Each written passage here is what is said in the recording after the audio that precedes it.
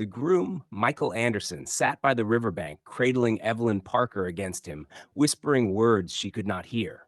His chest rose and fell in ragged breaths, exhaustion gnawing at him, but he refused to let go. The night bled into dawn, and the first pale light stretched across the sky. It was then, when the morning birds began their tentative songs, that she stirred. A faint twitch in her fingers, a flutter of her eyelids, and then slowly she opened her eyes. At first, her gaze was glassy, distant, as though she was looking through him rather than at him. Then her pupils focused, and recognition flared. You, she whispered, her voice hoarse, fragile. You came for me. His throat tightened, tears burning his eyes. I never stopped. I told you, I'd find you. But her relief quickly shifted. She looked around, saw the river churning behind them, and panic rushed over her features. She pulled weakly at his arms. No, no, you shouldn't have. You don't understand. They'll never stop. Not for me. Not for us. He held her tighter, refusing to let her slip away. Then make me understand. Tell me what you've been hiding from me. No more secrets. Her body trembled. For a long moment, she said nothing. The weight of her silence pressed on them both until finally broken words spilled out. All my life, I've known this day would come. My mother, Martha Parker, told me little, but the whispers never stopped. People said I was marked, cursed. I thought if I could love, if I could marry, if I could belong to someone, maybe it would break the bond. But I was wrong. Her eyes brimmed with tears. That old woman at the wedding, she wasn't just a guest. She was their priestess. She came to collect what was promised. Michael's chest ached as he listened. His worst fears were true. Her disappearance hadn't been a choice. It had been a fate, looming over her since birth.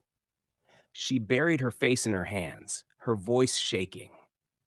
I should have told you. I should have left before you loved me. Now I've dragged you into my curse. He gently pulled her hands away, forcing her to meet his gaze. Don't you dare call yourself cursed. You're not to blame for the promises others made. You are mine, and I will fight anyone, anything that tries to take you. Her lips trembled, torn between hope and despair. But you don't know what they are. You don't know what you've defied. I don't need to know, he said firmly, though his heart hammered with doubt. I know you. That's enough.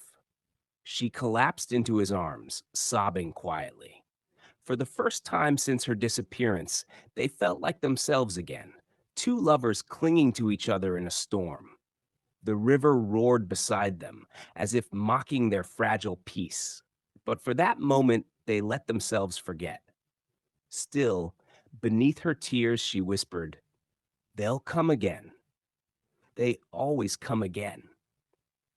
The words settled like a shadow between them, reminding him that though he had won her back, the battle was far from over. By the time the sun had fully risen, Michael had resolved to take her back, back to the city, back to her family, back to where their marriage had begun. He refused to let her vanish again into the hands of shadows.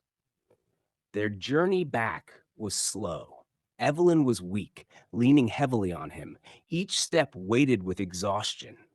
Villagers of Raven Creek watched silently as they passed, some with pity, others with open hostility. None dared to stop them. When they finally reached the road that led out of the village, Evelyn glanced back once, her face pale. Leaving doesn't mean we're free, she murmured. Michael tightened his hold on her hand. No, he said quietly, but it means we're together, and that's where we'll begin. Back in the city, their return was met with shock. Friends, family, and neighbors whispered as they saw Evelyn, alive, but changed. Her skin seemed paler, her eyes deeper, as though she carried shadows within her. Some avoided her gaze, others muttered prayers. His family tried to celebrate, but the joy felt thin, strained. Behind every smile was suspicion. Why did she vanish? Why did she come back? Michael ignored them all. But at night, when the house was quiet, he sometimes woke to find her staring at the window, listening to something he couldn't hear. One evening, as they sat together in silence, he turned to her. Tell me honestly, are you with me or with them? She looked at him, startled by the sharpness of his tone. Then she placed her hand over his heart. I am with you, but I can't promise they will let it last. His jaw tightened. He pulled her close, pressing his lips against her hair. Then we'll make it last, whatever it takes. The words were bold, defiant, but in the darkness, both of them felt the truth he hadn't spoken aloud. This wasn't over, not by far. The city had never been so loud, yet for Michael Anderson, every sound felt strangely distant. Car horns blared, footsteps hurried, vendors shouted, but all he could hear was her voice from that riverside morning. Love doesn't matter to them, but it matters to me. He held Evelyn Parker's hand tighter as they walked through the city streets. Heads turned, people pointed, whispers rose and fell like tides. That's the cursed bride. She vanished on her wedding day and returned. She carries a spirit on her back. Yet Michael walked proudly beside her, unashamed. To the world, she was a ghost returned. To him, she was alive, his wife. News of their ordeal spread quickly. Journalists circled like vultures, hungry for scandal. Police pressed for details, but Michael gave them nothing. He had learned that truth in the wrong hands became gossip, and gossip was as deadly as any curse. But the cult wasn't finished. Shadows still lingered. One night, a messenger came to their door, an elderly man with trembling lips and haunted eyes.